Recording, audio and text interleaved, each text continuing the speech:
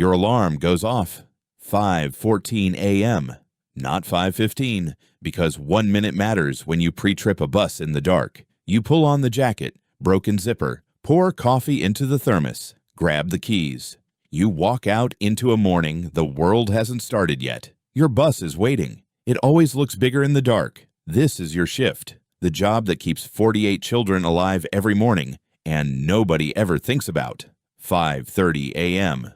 The lot is empty. You start at the front. Left headlight, right headlight. Move to the side. You knock each tire with a rubber mallet, not to see a flat, but because a slow leak sounds different. Before you sit down, you walk every row, front to back, every seat, every floor.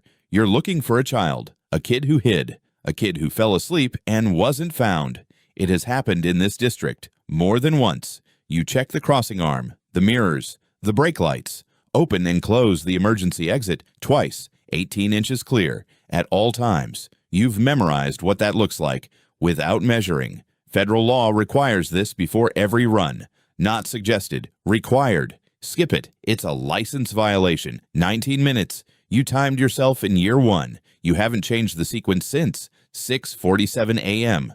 First stop. You've memorized every face on this route. It just happened around week 3. You know which kid always runs for the door, which one waits at the wrong corner twice a week, which one's parent never comes out. The child stands alone in the dark. You wait. Door open 2 minutes behind. 48 children. Average age, 9. Behind you, the noise builds fast. Already someone is arguing. Someone is crying. Not because anything happened, just because it's 6:52 a.m. and they're 7 years old. You hear all of it. You process almost none of it. This is a skill. It took 18 months. Researchers call it threat-relevant attention, filtering noise, isolating only signals that mean danger, a seatbelt unclicking, a window forced open, a child moving forward when they shouldn't be. You didn't learn this in training. You learned it through repetition and necessity until it became reflex. You've crossed this intersection 1,840 times, and every single time, the same thing happens. 7:12 a.m., Millbrook and 5th. You stop. You open the entry door. You open your window. The cabin noise floods out into the cold air. And underneath all of it, you listen. Not for the lights, not for the gate. You listen for the train. This protocol exists because of 2 accidents, 2 crossings, 2 drivers who didn't hear the train because of the noise behind them.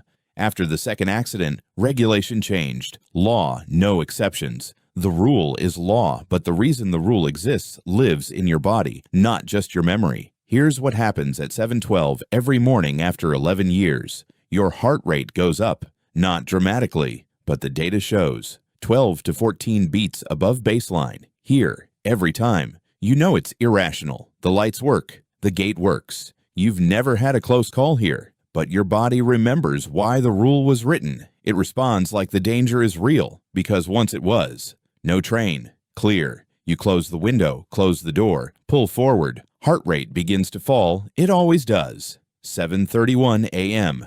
Last kid steps off. Post-route walkthrough. Every row, seat, floor. Route 14, all clear. You park the bus. You have until 2:15 p.m.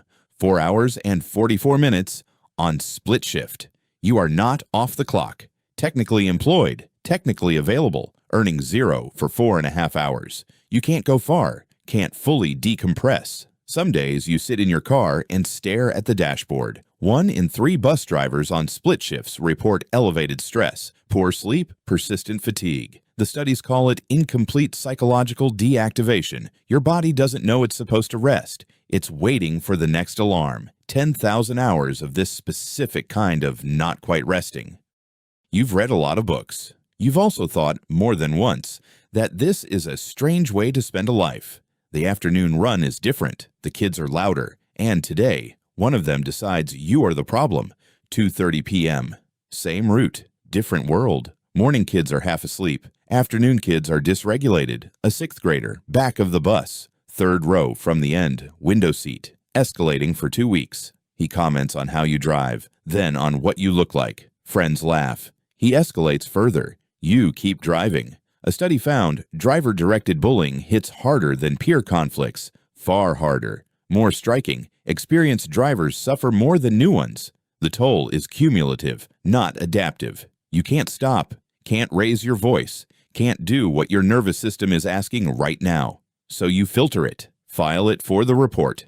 Hands on the wheel, face neutral. This is emotional labor, what Arlie Hochschild named in 1983 the effortful management of your emotional state. As a job requirement, you've never heard of Arlie Hochschild. You've just been doing the work every day on a 6-second loop. And then something else happens. A kid in the front seat, quiet kid, never any trouble. He stands up as you pull to his corner. He says, "Have a good afternoon, Mr. Dave." Not loudly, not for show, just says it. You say, "You too, buddy." He gets off. The door closes. You don't know if he meant it, but it stays in your chest like something warm all the way to the last stop. 4:15 p.m. Last stop. The kid who lives furthest, always last, always says goodbye twice, steps off, walks to a front door that opens before they reach it. You watch until it closes. You always watch. You park. Post-trip report. Verbal disturbance. Rear section. Third occurrence this week. No injuries. You turn off the engine. The bus goes quiet. Not silence. The specific absence of 48 children. The seats still hold the shape of them.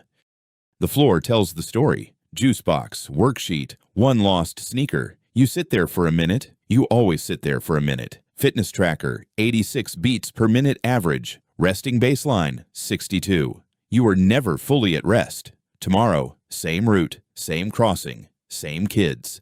The 6th grader, the quiet kid. Your alarm, 5:14. That heart rate spike. After 1,840 crossings, 11 years, now you know what it is. It isn't fear. It isn't irrational. It is the body carrying the history of a rule written in blood. That's what this job deposits in you. Not indifference, precision, enormous stakes carried quietly. Because the moment the weight shows, the bus gets harder to drive. 48 children arrived at school this morning. All of them. Nobody will call to tell you that. It will simply be a normal day, the only proof that you did your job right. Whether that's enough is yours to answer. That's The Shift. Hit like, subscribe. New shift every week. See you on the next one.